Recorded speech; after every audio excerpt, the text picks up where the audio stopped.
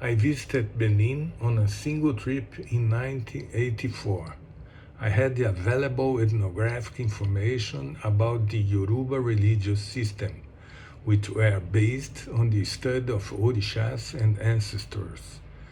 But I could not avoid to register other manifestations whose ethnographic bases were only briefly mentioned in the works to which I had access.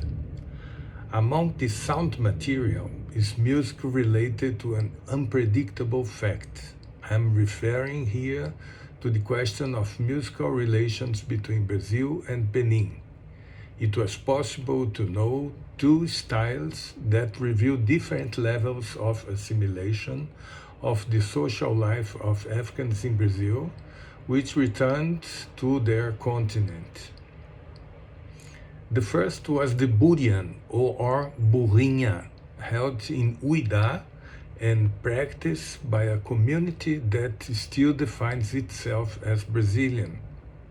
The second was the genres Seli and Sacará, practiced in Quito, an important Nagô city in the interior of the country. Here is the testimony of a Brazilian who expresses different views of the expectation of returning to Africa. With the death of our Lord, we were set free. My father, who had never ceased to miss Africa, had no other desire but to see his native country again. Every day I saw him surrender to the hellish orgies of the land of Africa with a new spirit. Where was I going? I heard that a crowd of blacks returned from Brazil to Lagos to trade with the whites. I went then to Lagos and was introduced to Father Antonio. He welcomed me like a brother, and the next day, in the Sunday, at this house among the Christians, I had the good fortune to rediscover the songs of white people. If the son is part of an extensive and differentiated group of people deeply rooted in habits learned in Brazil, the father already seeks to reestablish himself in the genuine African environment. In the Burian I recorded, the singing is accompanied only by 3 square drums or pandeiros of different sizes. The instrumental ensemble points to the assimilation of Afro-Brazilian elements, where Bantu influence is presumed to predominate. The mother drum has a fixed music part without variations and is rhythmically more static, like the big drum in samba. The use of binary metric cycles is common to all songs.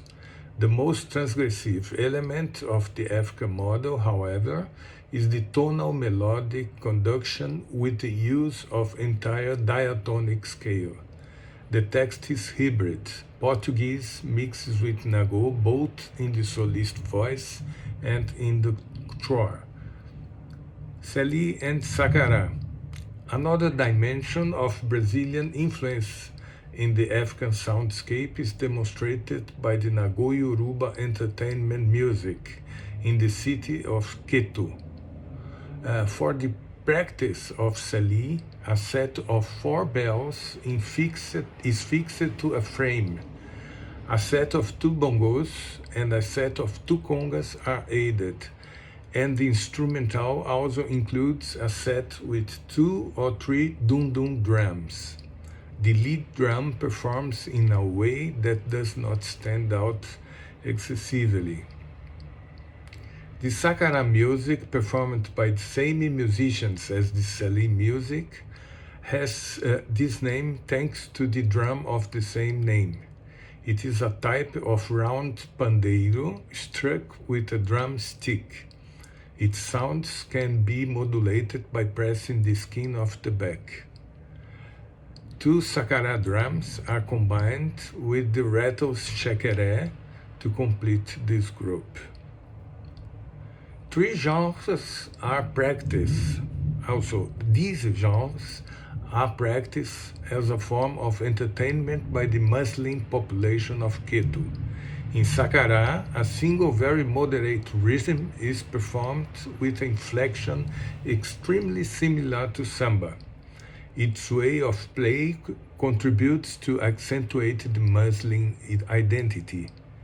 In a discussion of Yoruba popular music in Nigeria, Waterman reviews the participation of Africans returned from Brazil in a state program in the 20s that aimed to promote the integration of Islamic communities.